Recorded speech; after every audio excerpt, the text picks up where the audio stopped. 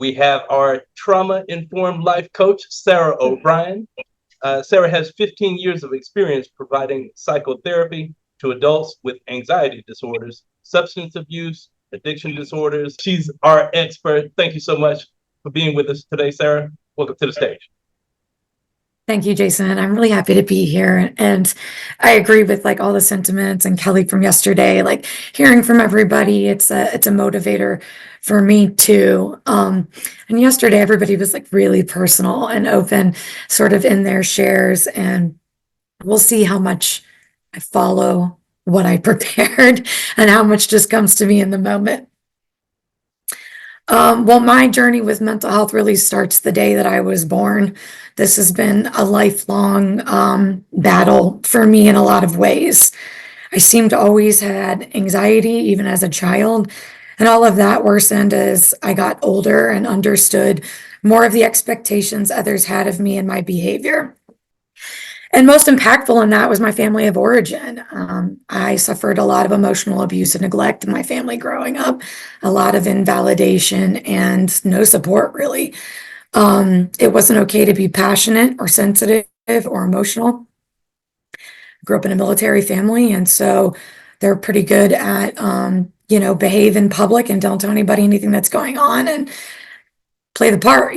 My dad was an officer in the military, and his family was a reflection of his leadership style with his men. So being obedient was not an option. It's what was expected. It wasn't okay to express feelings with crying. It was only okay to express feelings with yelling and screaming. It wasn't really okay to express any feelings at all. And when I did express feelings I was experiencing, I was told they were wrong or that I needed to change them because others were uncomfortable with my feelings. I was told over and over again I was too sensitive and I needed to toughen up and stop wearing my heart on my sleeve. I had no idea how much I internalized this. I had no idea how much this faulty core belief would drive so many choices and behaviors for the rest of my life. I had no idea how this message would change my brain and my outlook about myself, others, and the world. My anxiety came to a tipping point my second year in college, and that's when I started seeing a therapist and attending group sessions through the university's counseling center. I did not start on medications, at least not right away. I just started talking about the things I was anxious or stressed about, which then was a lot of performance anxiety, grades, moving on to the next academic level, as I had dreams and goals for my career. At first, it seemed like typical anxiety or worry to do well in school that I always seemed to carry with me, even in grade school. And over time, I realized it ran much deeper than typical school or performance anxiety. Not only was my anxiety rooted in intergenerational trauma and learned behavior in my family system, it intensified with every major event in my life, and most significantly, the unexpected death of my brother in 2006. My brother was 22 years old and a medic in the U.S. Army in the 101st Airborne Division. He was on his first deployment in Baghdad, Iraq. He was a medic assigned to a combat engineering unit. So he's the man that keeps everybody else alive when the shit hits the fan. And he's the only one in his unit that died. And it changed my life when they came and knocked on our front door and told us that he was dead. It was complete disbelief, and it rocked my family to the core. We were never the same after that, and I have been trying to claw my way out of all the trauma and all the trauma responses and handling all the other trauma that came in my life, and it's been quite overwhelming. Well, just 3 short years after that, my mom died after her 5-year battle with Parkinson's disease. I was 22 years old. Trying to find myself, if anybody remembers what that's like in college. And when talking about this part of my story, which I've said so many times now, so it's been 18 years, this is where I always say that this is the time I let go of God, but he didn't let go of me. I came to know and accept Jesus as a teenager and was on fire for God for the first several years, walking the walk, talking the talk. As a matter of fact, my whole second year of college, while my brother's deployed. Me and my college roommate would sit in our loft beds at night and pray. We would pray for my mother and her illness every night. We would pray for my brother to come home safely every night. I got baptized that year. And then I went home that summer and my life got flipped upside down. I totally resonate with Kelly saying anger at God. I was so confused and so angry. I mean, this happened like months after I was baptized and made that choice. And I did not understand any of it. Me and God had a huge battle for a long time. And the next decade or so would prove to be a toggle between striving for success in school and work and working really hard at managing my anxiety, my maladaptive behaviors that seem to cause issues in my relationships with others, and at times debilitating dysfunction due to symptoms of my poor mental health. I also should probably mention at this time, I think a little bit like Kelly said, like my whole family went through this traumatic death of my brother, and we all handled it differently. And my mom was suffering and dying of Parkinson's disease at the same time, and my mom's favorite kid was the one that died. So she checked out of life pretty significantly after that and did not care about the rest of us. My dad was wrapped up in caring for my mom and didn't have room for the rest of us. My oldest brother had gotten engaged and moved to another state and just wasn't real present. I went back to college, 20 years old, not a single person I knew had had a significant death in their life. There's absolutely nobody who understood what I was going through, and there was nobody that I could talk to about it. Sometimes I would talk to my dad on the phone when I was at college, and I could hear him say, he'd ask my mom, like, do you want to talk to Sarah? She's on the phone. And I could hear my mom say, no, I don't want to talk to her. It was rough. It was rough. I don't know how I made it, to be quite honest, but somehow I did. After all this, I ended up in the mental health profession. Now I'm a psychotherapist. And ironically, I wanted to be a mental health therapist long before I was 22 and all the shit happened. Before I experienced symptoms of a mental health disorder, long before traumatic grief.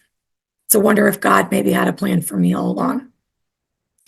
I would come to find much success at work, but with little satisfaction in life. I continued to feel distant from others.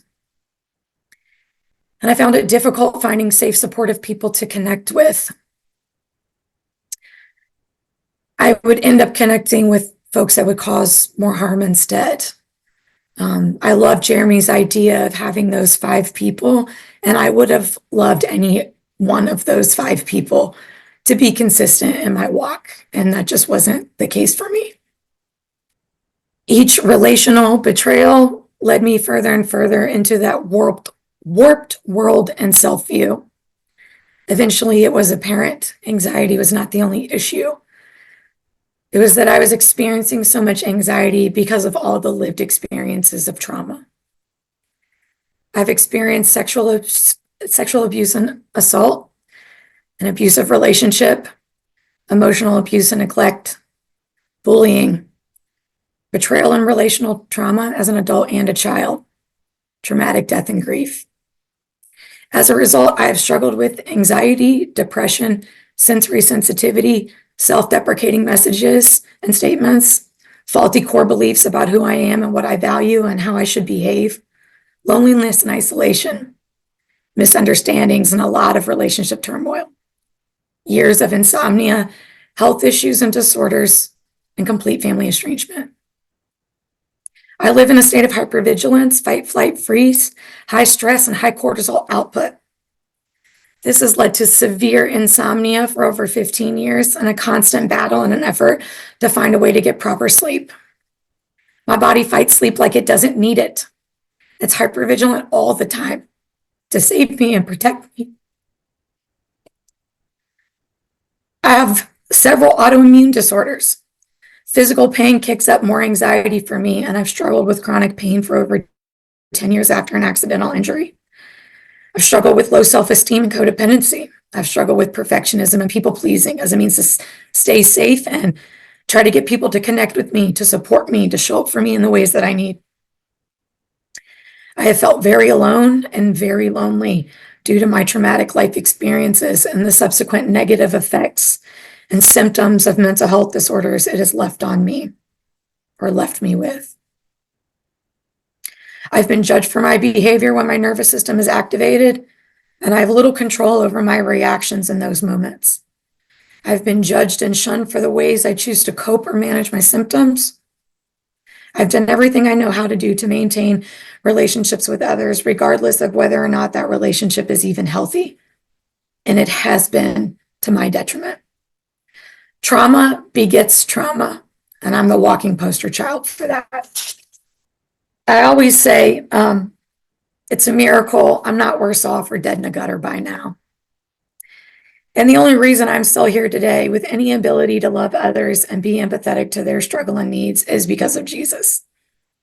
I have been hurt, so hurt by people, and that's my lived experience.